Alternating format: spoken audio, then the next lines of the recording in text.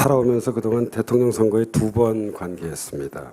2007년 대선에서는 당시 정동영 후보 정책자문교수단 단장을 맡아서 일했습니다. 이번 대선에서는 안철수 후보 캠프 정치혁신포럼 대표를 맡아 일했습니다. 아까 김영기 선생님도 잠깐 말씀해 주셨습니다만 선거 막바지였던 12월 17일 날 이틀 전이었죠. 이 정대화 교수, 김영기 교수 등과 함께 문재인 후보 지지 선언을 하기도 했습니다. 이번 대선은 단일화된 후보로 치러졌기 때문에 사실 제가 안철수 캠프에서 일했다 하더라도 저 역시 응분의 책임이 있다고 생각을 합니다. 오늘 제가 준비한 발표는 이 점에서 좀 자기 성찰과 어떤 그런 자기 비판의 관점에서 좀 가능한 한 객관적 시각에서 작성한 것입니다. 19일 날 선거가 끝난 다음에 약속된 것이라서 한두 번 신문 및 그런 방송 토론에 나가긴 했습니다만 시간이 좀 많았습니다. 그래서 그동안 좀 더러 책을 읽기도 했었는데요. 제 발제문에 제가 읽었던 인상적인 2개를 하나 인용해 봤습니다. 하나는 우리나라를 대표하는 시인 김수영 선생의 절망입니다. 바람은 딴 데서 오지 않고 구원은 예기치 않은 순간에 오고 절망은 끝까지 자신을 반성하지 않는다. 유명한 시죠. 아무튼 이번엔 제 개인적 바람은 절망이 좀 반성을 했으면 하는 그런 바람을 가지고 있습니다. 두 번째로는 마르크스주의자들이 싫어하는 자유주의 철학자입니다. 칼 포퍼입니다. 낙관주의는 의무다. 미래는 열려있다. 아무도 예측할 수 없다. 우연히 들어맞는 경우뿐이다. 우리는 나쁜 미래를 예측하는 대신 좋은 것들을 지지하여 더 나은 미래를 만들어갈 의무가 있다. 이 자유주의 그 과학 철학자로부터 저는 상당한 위안을 얻었습니다. 제 발표는 세 부분으로 이루어집니다. 첫 번째는 대선 결과를 어떻게 볼 거냐 문제고요. 두 번째로는 진보는 왜 졌는가. 그리고 세 번째로는 새 정치를 위한 몇 가지 과제입니다. 주어진 시간에 맞춰 발표를 드리도록 하겠습니다. 이 대선 결과와 진보의 패배에 대해서는 가능한 한 좀 객관적 시각에서 접근하려고 했고요. 이 진보적 관점을 고수하지 않으려고 노력했습니다. 문제를 몇 걸음 떨어져서 볼 때 문제의 어떤 실체가 잘 보일 수 있다고 판단했기 때문입니다. 대선 결과를 저는 6개의 코드를 읽었습니다. 구조론적 시각이 있고요. 그 행위론적 시각이 있습니다. 이건 일반적으로 우리가 사회과학에서 택하는 방식입니다. 구조론적 시각에서는 3가지가 제 눈에 띄었습니다. 첫 번째는 포스트 신자유주의 체제의 첫 번째 대선입니다.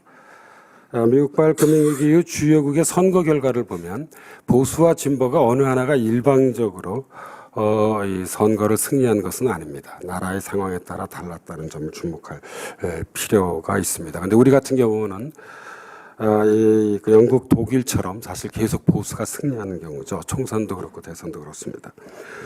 포스트 민주화 시대의 첫 번째 대선이라고 생각합니다. 두 번째 구조론적 시각은요. 민주화 시대가 저는 더 이상 우리 사회의 어떤 주요 동력이 민주화가 아니라고 생각을 합니다. 산업화 시대 상징인 박정희 대통령의 딸인 박근혜 후보가 당선되는 것은 유토피아 에너지로서 민주화의 대중적 호명, 대중을 불러내는 힘이 저는 이미 한계에 도달했다고 생각을 하고 있습니다. 세 번째로는 고령사회로의 변동이 큰 영향을 미친 첫 번째 대선입니다. 2001년도에 65세 이상 인구가 7%를 넘어섰죠. 2018년, 20년 정도에 우리는 이제 이 고령화 사회를 넘어서서 고령 사회가 될 것입니다. 근데 지금 대략 한 10%가 넘은 상태입니다. 65세 인구가. 이런 이제 고령 사회로의 변동이 그 큰 영향을 미친 그 영향을 우리가 이번에 체감했다고 생각합니다. 이건 구조적 조건입니다. 행위론적 시각에서는 3가지를 저는 좀 읽어보고 싶습니다. 불안에 일상화입니다. 청년 실업, 결혼과 보육, 퇴출의 공포, 불안정한 노유, 이런 일상화된 불안은 심판의 욕구를 강화시키고 높은 투표율로 나타났습니다. 적대의 중충합니다. 정치적 선택의 준고가 되는 적대가 계급, 세대, 지역, 이념에 따라 중충적으로 작동하고 있습니다. 사실 이런 적대의 중충화는 이번 선거를 읽는 저의 코드인 정체성의 정치에 저는 대단히 중요한 출발점이 된다고 생각을 하고 있습니다. 우리가 사실 투표를 결정하는데 자신이 가지고 있는 정체성이 대단히 중요합니다. 이건 사실 상당히 주관적인 거죠. 어떤 사람은 계급적 요인에, 어떤 사람은 세대적 요인에, 어떤 사람은 지역, 이념, 또는 이번 경우는 첫 여성 대통령이라고 하는 젠더, 그러니까 우리가 이제 성적 차이가 아주 중요한 어떤 그런 정체성의 기준의 하나가 되기도 했습니다. 이런 것들이 사실상 유권자의 관점에서 보면 제가 보기엔 아주 복합적으로 구성되어지고요. 이제 이게 조금 이따 제가 말씀드리려고 하는 정체성의 정치인데요. 이번 선거에서 저는 이것이 제대로 드러났다고 생각합니다. 세 번째로는 이제 우리가 시민 정치라고 얘기를 하는데, 학문적으로 얘기하자면 이건 비제도 정치입니다. 비제도 정치의 도전이 이루어졌습니다. 대선을 통해 가장 큰 영향을 미친 것 중에 한 것은 새 정치입니다. 이 새 정치는 새로운 게 아니죠. 촛불 집회, 희망버스, 안철수 현상에 담긴 시민정치의 이른바 대선 버전입니다. 미안의 과제로 남았습니다. 이런 구조론적 시각과 행위론적 시각을 종합해 볼 때 저는 이번 선거에서 중요한 것은 유권자의 정책성이었다고 생각을 합니다.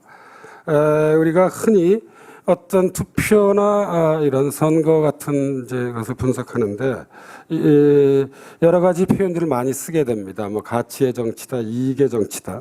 그리고 이제 2008년 총선에 대해서는 이제 제가 욕망의 정치라는 이 말을 만들어 보기도 했습니다. 그러니까 문제의 핵심은 그거죠. 유권자는 과연 어떤 기준에 의해 자신의 표를 행사하는가? 이익인가, 가치인가, 욕망인가? 하층 계급은 왜 보수 정당에? 이번에도 마찬가지였습니다. 이 화이트 칼라는 왜 진보 정당에 더 많은 표를 던지는가? 사실 이익에 반하는 정치죠. 사실 계급 정치라고 하는 점은 이 점에 있어서 교과서에서 존재하지, 적어도 우리 사회 현실에서는 저는 제대로 작동하기 어렵다고 생각을 하고 있습니다. 이런 맥락에서 이제 제가 주목했던 것은 오히려 가장 중요했던 것은 유권자의 정체성이라는 것입니다. 그래서 저희 사회과학에서는 이것은 이제 정체성의 정치라는 표현을 쓰는데요. 이제 한번 개념 규정을 내려보자면 세계와 시대에 자신의 정체성에 의거해 표를 행사하는 행위입니다. 이 정체성의 정치에서 중요한 건 세 가지입니다. 계급적, 세대적, 지역적, 이념적, 성적 조건 가운데 유권자들은 이 중에 대체적으로 하나 내지 둘을 골라서 거기에 동일감을 갖게 됩니다. 그리고 이러한 동일감은 이거 약간 좀 철학적 얘기이긴 합니다만 차이에 대한 자각으로, 그러니까 적대의 인식을 통해서 획득하는 것입니다. 그래서 어떤 적대가 작동하느냐가 대단히 중요하고요. 제가 조금 이따 우리 진보 세력들이 이번에 이런 적대 인식에서 어떤 부분에서 문제가 있었는지를 말씀드리겠습니다. 결국 이것은 저는 좀 낡은 이론으로부터 이젠 과감하게 우리가 벗어나야 한다. 예를 들어 뭐 계급 중심론이든 세대 중심론이든 지역 중심론이든 다 이론론입니다.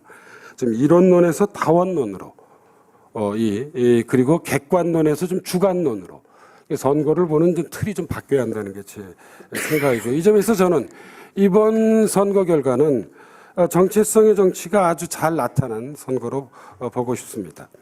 진보 패배를 읽는 제가 주목했던 5가지 코드입니다. 첫 번째는 정치의 실패이자 사회의 실패입니다. 진보 세력의 관점에서 이번 대선은 정치 전략의 실패 못지않게 사회 판독의 실패로 특징 지어질 수 있다고 저는 생각합니다. 이명박 정부 아래서 정치사회 변동을 이끌어온 주요 사건들은 다음과 같습니다. 촛불 집회가 있었습니다. 여긴 제도 정치 대 시민 정태가 일종의 적대를 구성했습니다. 미국발 금융위기가 있습니다. 신자유주의 대 반신자유주의입니다. 2010년 지방선거에는 무상급식과 같은 복지국가가 의제화됐습니다. 성장 대 분배의 어떤 대립 구성이 제기되었습니다. 11년에는 희망버스가 있었습니다. 이건 시장 중심 대 인간 중심이 의제화되었습니다. 안철수 현상이 있었습니다. 이것은 기성정치 대 새정치입니다. 총선과 대선에서 이러한 의제들이 사실 정치화돼야 되는 거죠. 그러나 정작 이번 대선에서 가시화된 구도는 이건 이제 유권자의 정체성의 관점입니다. 박정희 대 노무현, 그리고 대단히 추상화된 보수 대 진보의 구도였습니다. 추상화된 상태로서 사실 이제 진보 진영의 경우는 최대 어떤 정치적 동원에만 주력했다고 저는 생각을 하고 있습니다. 성공한 케이스를 한번 볼까요? 2011년 서울시장 보궐선거의 경우 시민정치와 복지국가가 의제의 주도권을 이 진보 세력의 경우는 행사를 했었습니다. 그러나 조금 전에도 말씀드렸듯이 이제 지난해 총선과 대선에서는 진보의 최대 결집이 이루어졌음에도 불구하고 이런 의제의 주도권 행사가 두드러지지 않았습니다. 법 철학자인 칼 슈미트에 따른다고 한다면 이 정치의 본질 중에 하나는 적과 동지의 이분법입니다. 이건 정치 본래의 속성 중에 하나죠. 이른바 어떤 이 대립을 구성해내느냐가 대단히 중요한 것입니다. 근데 보면은 다 우리에게 유리한 사건들이었죠. 촛불 집회, 미국발 금융위기, 복지국가, 희망버스, 안철수 현상. 이런 다양한 대립들이 존재했는데 실제로 정작 우리가 동원한 것은 제가 보기엔 박정희 대 노무현, 그다음에 그냥 아주 추상화된 보수 대 진보만이었습니다. 이런 부분들이 대단히 안타깝게 생각이 들고요. 표일은 민주당의 대선 패인 요인을 보여주고 있습니다. 내일 신문이 조사했던 것이죠. 주목할 것은 문재인 후보보다 민주당의 책임을, 그 가운데 단일화 과정에서의 기득권 포기를 실천하지 않은 것을 가장 중요한 요인으로 꼽고 있다는 점입니다. 참조할 수 있고요. 두 번째는 보수의 힘입니다. 우리 이념 구도를 보면 보수 대 진보의 지지율은 엇비슷합니다. 그럼에도 보수가 선거에서 주로 이기는 이유는 어디에 있을까? 세 가지가 전 중요하다고 봅니다. 첫 번째는 보수의 진화 능력입니다. 참 이 양반들이 선거는 정말 잘하는 것 같아요. 진화 능력이란 상황 변화에 기민하게 대처하는 역량입니다. 창조 전략과 모방 전략이 있는데요. 2007년 대선에는 선진화라고 하는 민주화에 맞서는 걸 하나 만들어냈습니다. 박세일 교수의 공이죠. 그다음에 2012년 올해 총선과 대선에서는 박근혜표 복지국가, 이건 모방을 한 거죠. 진보 세력을. 그러니까 헤게모니 관점에서 보면 보수적 헤게모니는 있어요. 제가 보기엔. 그러나 진보적 헤게모니는 사실 존재하는지 잘 모르겠어요. 그람시적 관점에서 보면 그렇다는 겁니다. 정치사회와 시민사회의 일체감도 중요합니다. 분명한 리더십이 존재합니다. 2007년 이명박 후보, 2012년 박근혜 후보가 그러하죠. 보수 정치 세력에 대한 보수적 시민들의 일관된 지지도 전 중요하다고 봅니다. 보수 정당과 핵심 유권자들은 이 공동체죠. 확고한 자기인식과 견고한 유대의식, 웬만한 건 사실 대부분 다 봐줍니다. 갖고 있죠. 그리고 민주화 시대 25년을 경유하면서 이른바 보수적 시민사회와 보수적 정치사회는 이러한 자기인식과 유대의식이 저는 이미 하나의 경로 의존성으로 존재한다고 생각을 합니다. 세 번째는 보수적 공론장의 위력입니다. 이거는 이미 총선 때도 좀 지적되었던 바인데요. 보수적 공론장의 위력은 여전히 큽니다. SNS 등 진보 친화적 사이버 공론장의 위력을 저는 왜 진보 세력들이 늘 과대평가하는지 모르겠어요. 이거는 이미 여론조사 결과로도 이번에 나온 것이기도 합니다. 중도 통합의 한계입니다. 표 2에서 볼 수 있듯이 보수와 진보가 1대1 대결 구도를 이루는 상황에서 누가 중도층으로부터 더 많은 지지를 얻어내느냐가 당연히 대단히 중요한 문제입니다. 중도층은 세 가지 특징을 가지고 있습니다. 우리 사회에서 탈이념적입니다. 극단주의를 배격합니다. 실용주의적 성향을 보여주고 있습니다. 그리고 이 중도층은 세 부분으로 다시 또 나눠지게 됩니다. 중도 보수, 순수 중도, 중도 진보입니다. 근데 선거 결과들을 보면 대체적으로 중도 보수는 보수 후보에게, 중도 진보는 진보에게 표를 던집니다. 문제는 이 순수 중도층입니다. 그리고 이 순수 중도층은 탈이념적 성향이 가장 두드러지는 계층입니다. 이들이 누구를 지지하느냐가 1대1 대결 구도에서는 중대한 영향을 미칩니다. 우리가 이제 보수 후보든 진보 후보든 이건 뭐 미국에서 널리 알려진 선거 전략이죠. 칼 로브의 갈라치기 전략이 있고 딕 모리스의 중도 견인 전략이 있습니다. 근데 이것은 이런 이중 전략을 구사하는 건 마찬가지라는 겁니다. 보수도 마찬가지죠. 예를 들어 박근혜 후보는 정통 보수도 호명해내고 불러내고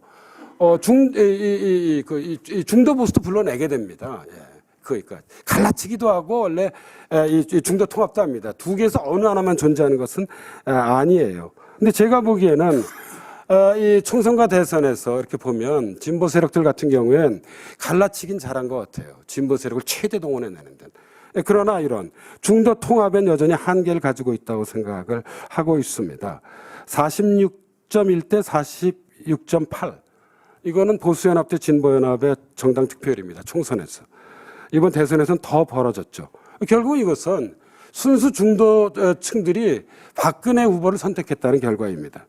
그래서 우리가 선거 패배 원인을 구조적 조건이나 전략적 선택 어느 하나에 기속시키는 건 바람직하지 않습니다. 사실 저는 정교한 미국식 전략과 캠페인도 중요하지만 우리나라는 요즘 이게 유행입니다. 그러나 거시적인 유럽식 비전과 시대정신 또한 중요합니다. 그래서 개인적으로 경제민주화 복지국가 가지고 싸운 거죠. 보수적 버전이 있고 진보적 버전. 이게 보수가 없었던 게 아닙니다. 나름대로 다 있었던 거죠. 이 버전을 가지고 싸운 것이죠. 근데 마지막 국면에서 보면 새누리당이 중산층 재건. 이거 사실 저는 이 중산층 재건 프로젝트가 나왔을 때, 발표되었을 때 새누리당이 박근혜 후보가요. 가장 새누리당 전 전략이라고 사실 이게 경제민주화나 복지국가는 안 맞는 옷이죠. 박근혜 후보에게. 이거는 맞는 옷입니다. 근데 우리는 이런 게 없는 거죠. 경제민주화와 복지국가를 넘어서서 뭔가 중도층을 겨냥할 플러스 알파의 시대정신이나 담론, 뭐 이런 비전이 필요했는데 뭐 아무것도 나오는 건 아닙니다. 흥미로운 것은 이게 갈라치기와 중도 통합 전략의 원조인 미국의 경우를 보면 원래 갈라치기는 이게 여러분 아들 부시의 전략입니다. 중도 통합은 빌 클린턴의 전략이죠. 근데 우리는 보면 대체적으로 진보는 갈라치기를 해요. 그리고 보수는 이제 최근의 경우를 보면 중도 통합으로 나가죠. 이러면 전 선거 결과는 명확관화하다고 생각을 하고 있습니다. 후보 단일화의 딜레마입니다. 네 번째입니다. 이 야권 연대와 후보 단일화는 진보 세력의 허약한 정당 체제를 그대로 반영하고 있습니다. 제 기억이 정확하다면 한번 쭉 읊어보겠습니다. 이 열린우리당, 그다음에 대통합민주신당, 통합민주당, 민주당. 이게 이제 7년, 8년에 민주당 이 당명이 바뀐 겁니다.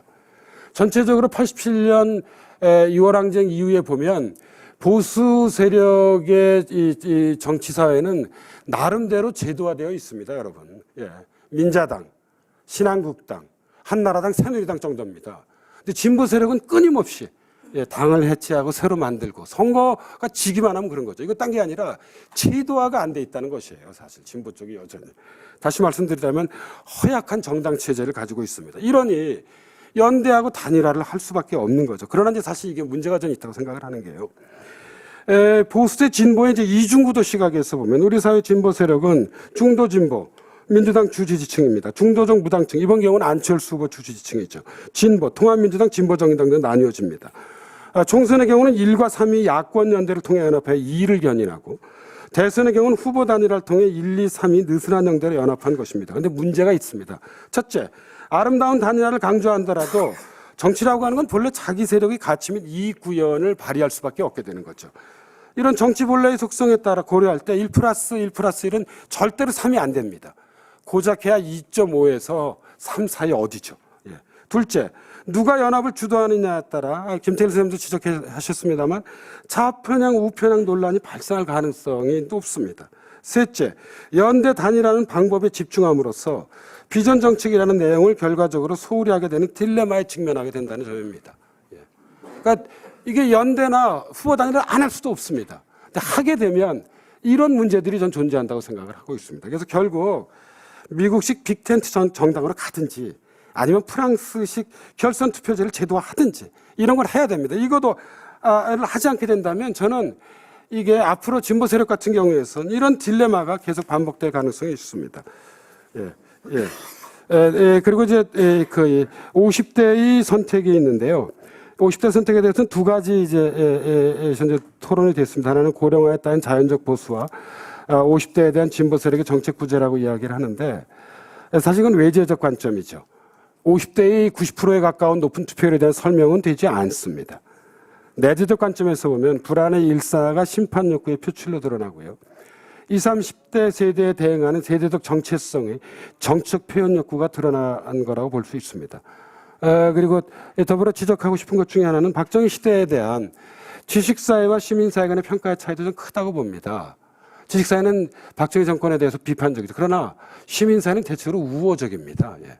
근데 정치는 기본적으로 리얼리즘의 영역이죠. 예. 저는 시민사회의 박정희 정권에 대한 평가에 귀를 기울였어야 한다고 생각을 하고 있습니다. 이건 학계의 영역입니다, 사실. 어떻게 보면. 이건 신념에 따라 우리가 판단할 것은 학계의 영역이고요. 정치 영역이라고 하는 것은 현실의 원칙을 중시해야 된다고 저는 생각을 하고 있습니다. 아무튼 세대별 맞춤 정책을 더욱 개발해야 하고요. 세대균열의 동원에 대한 과도한 강조를 저는 제거해야 한다고 생각을 하고 있습니다. 지난 총선과 대선에서 보면 20, 30대는 사실 20대부터 40대만 동원하려고 진보 세력은 20대부터 40대만 동원하려고 했지 사실 5, 60대에 대한 커다란 관심을 갖고 있지 못했어요. 그런데 인구학적 구성의 변화라고 하는 것이 우리 눈앞에 주어져 있음에도 불구하고 사실 이런 것들은 제가 보기에 세대 균열에 대한 과도한 강조입니다. 참 소박한 전략이라고 하지 않을 수 없죠. 시간이 얼마 남지 않았기 때문에 새정치의 과제는 간단히 말씀드리겠습니다.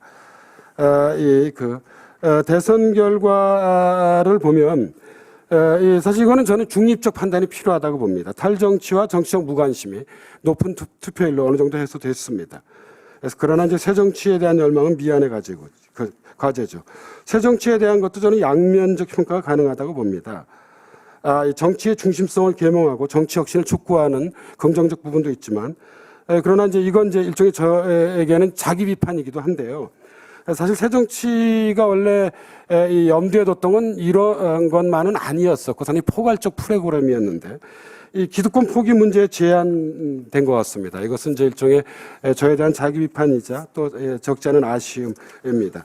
제도 내용 방법이 세 가지 수준에서 이 새정치 모색이 이루어지는데 제일 가장 중요한 건 저는 정당 개혁이라고 봅니다. 여기 표 3을 제가 여기서 했습니다만 다음 슬라이드 보여주시겠습니까? 선거 전문가 정치 모델은 이게 미국식 모델이죠. 대중정당 모델은 유럽식 모델입니다. 근데 이 민주당은 사실 제가 보기에 여전히 이 둘 사이에서 헤매고 있는 것 같아요. 전 정해야 한다고 봅니다. 그러니까 미국식 이른바 빅텐트로 갈지 아니면 온건 다당제를 지향해서 독일식 정당 명부 비례투표제나 프랑스식 결선 투표제를 제도화해야 할지 이런 정당 개혁이 제대로 이루어지지 않는다면 저는 나머지는 다 사상 누각이 될 거라고 생각을 하고 있습니다.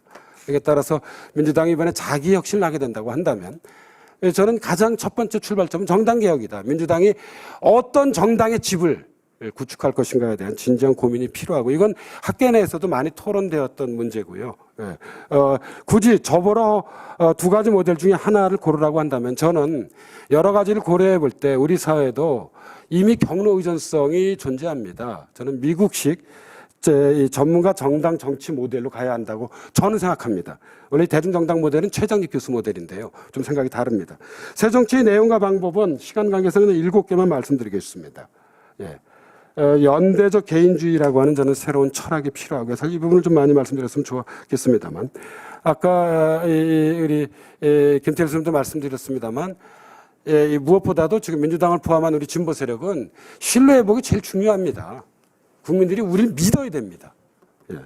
세 번째로는 전 생활정치, 이건 모두 우리 다, 그리고 네 번째는 저는 이게 성장과 복지의 이분법도 저는 사실 좀 잘못되었다고 생각하는 편입니다. 성장 없이 어떻게 복지가 이루어질 수 있겠습니까? 좀 멀리, 길게 봐야 한다고 생각합니다. 성장국가, 복지국가 공존이 중요하다고 보고요. 그 다음에 우리가 알고 있었던 민주주의의 어떤 그런 권위주의적 요소들, 민주주의의 민주화가 필요하다고 생각하고요. 그리고 이것은 제가 아까 학문과 정치의 비교에서도 말씀드렸듯이 정치의 본질은 타협과 통합에 있다고 봅니다.